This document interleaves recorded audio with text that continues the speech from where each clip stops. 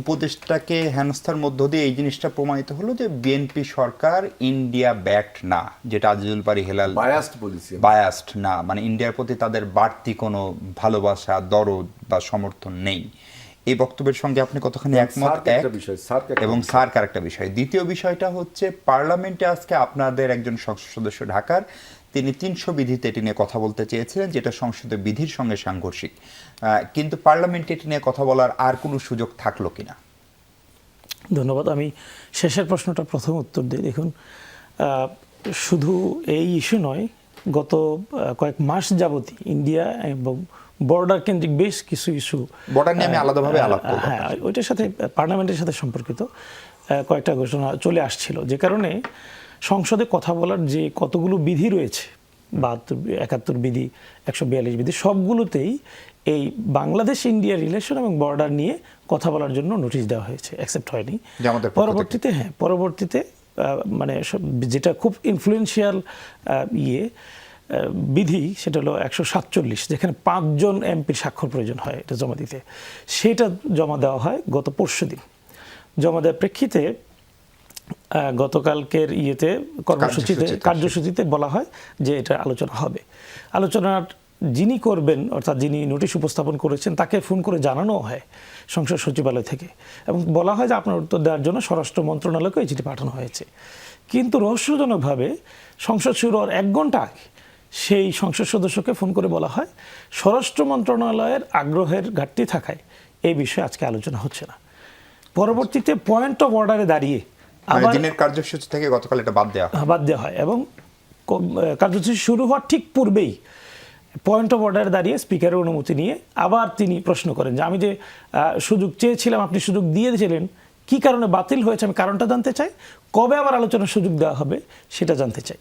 এর 3 মিনিট পরে মাননীয় স্বরাষ্ট্রমন্ত্রী 300 বিধিতে বক্তব্য দিয়েছেন, এবং প্রায় আধা ঘন্টা যিনি কথা বলেছেন, তিনি কিন্তু সেই প্রশ্নের উত্তর দেননি, এবং পরবর্তী সুযোগের কোনো প্রসঙ্গ তিনি টানার চেষ্টা করেননি। অনেকটা মানে এই বিষয়টা এড়িয়ে যাওয়ারই চেষ্টা করেছেন বলা যায়।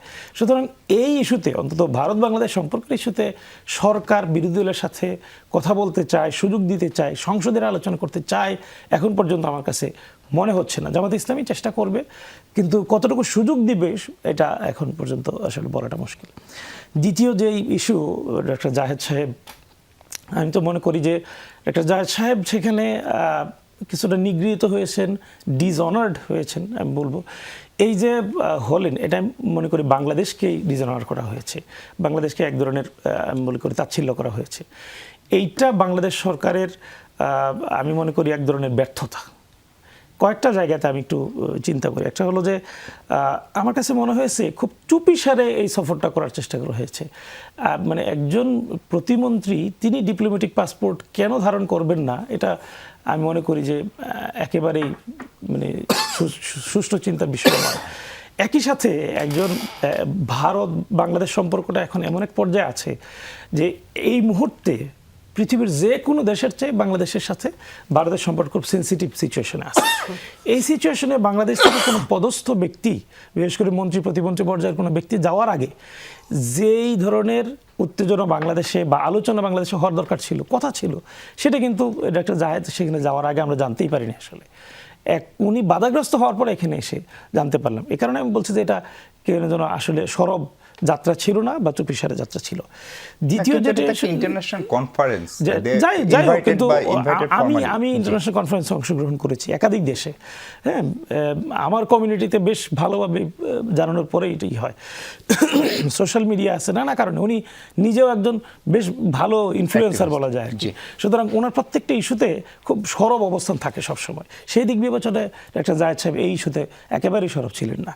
দ্বিতীয় যেটা, যেই ইস্যুতে তাকে এখানে ওনাকে সেখানে যাইতে হয়েছে, সেটা হলো যে ইন্টারন্যাশনাল ইন্ডিয়ান ওশেন অ্যাসোসিয়েশনের যে ইয়েতে, এই ইন্ডিয়ান ওশেন অ্যাসোসিয়েশনের যে কাজগুলো, এই ক্রাইটেরিয়াগুলো, মানে তাদের কাজের যে ক্রাইটেরিয়াগুলো, এগুলো একটু দেখার চেষ্টা করলাম।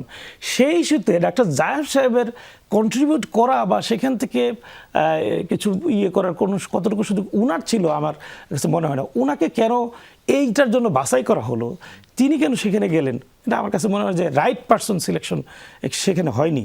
এটার সাথে সম্পর্কিত হলো যে ইস্যুটা আপনি বলেছেন যে আমাদের ভাই কিন্তু এই প্রসঙ্গটা এড়িয়ে গেছেন, যে ইউটিউব জনিত একটা সমস্যা ইন্ডিয়ার সাথে ওনার পার্সোনাল বলতে পারেন একটা ইয়ে ছিল, যে একটা ইয়ে ছিল, প্রতিবন্ধকতা ছিল, সেটা ওনাকে বাছাই করার সময় তো অবশ্যই বিবেচনা করা দরকার ছিল, যে যেহেতু তার ইউটিউবটা সেখানে কোনো কারণে নিষিদ্ধ অবস্থায় আছে, ব্যান্ড আছে, সুতরাং তার উপর এটার একটা ইম্প্যাক্ট পড়তেই পারে, খুব স্বাভাবিক। সুতরাং পররাষ্ট্র মন্ত্রণালয় আমি মনে করি এখানে দূরদর্শিতার পরিচয় দিতে পারেনি, ফারসাইটনেস যেটা থাকা দরকার সেটা আমি চিন্তা করতে পারিনি। চতুর্থত এই ইস্যুটা আমি বলবো, দেখেন বাংলাদেশের এই মুহূর্তে মানে যে পররাষ্ট্র মন্ত্রণালয় সম্পর্কিত যে কার্যগুলো করা দরকার, কোনো ইস্যুতেই পররাষ্ট্র মন্ত্রী কিন্তু ভালোভাবে পারফর্ম করতে পারছেন বলে আমার কাছে মনে হয় না। পুশিন বলেন, সীমান্ত হত্যা বলেন, এই কূটনৈতিক আজকে যে শিষ্টাচার বহির্ভূত কাজ হয়েছে এই কাজে বলেন, পররাষ্ট্রমন্ত্রী আসলে মুখ্যভাবে ভূমিকা পররাষ্ট্র মন্ত্রণালয় সম্পর্কে ইস্যুতে, পররাষ্ট্র ইস্যুতে খুব ভালো পারফরমেন্স করতে পারেনি। এটা ওনার অন্য কেন্দ্রিক ব্যস্ততা, বিশেষ করে তিনি সাধারণ পরিষদের সভাপতি হয়েছেন, এই ব্যস্ততার কারণে হতে পারে অথবা অন্য কোনো কারণে হতে পারে। আর সর্বশেষ বলতে চাই, ডক্টর খলিলুর রহমান আসলে খুবই রহস্যজনক একজন ব্যক্তি। তিনি তার আখের প্রায়োরিটি দেন, তিনি যে কাজে থাকেন সেই কাজ অথবা তিনি যাদের দ্বারা পরিচালিত হওয়ার কথা সেই জায়গায় ওনার কাজ থাকে না, উনি ওনার কাজটাকে একটা সময় আপনারা তার পক্ষে ছিলেন, আমি শেষ করি, ওনার কাজটাকে প্রায়োরিটি দেন, উনি ওনার আখের ঠিকই গুছিয়ে নেন যেভাবে হোক।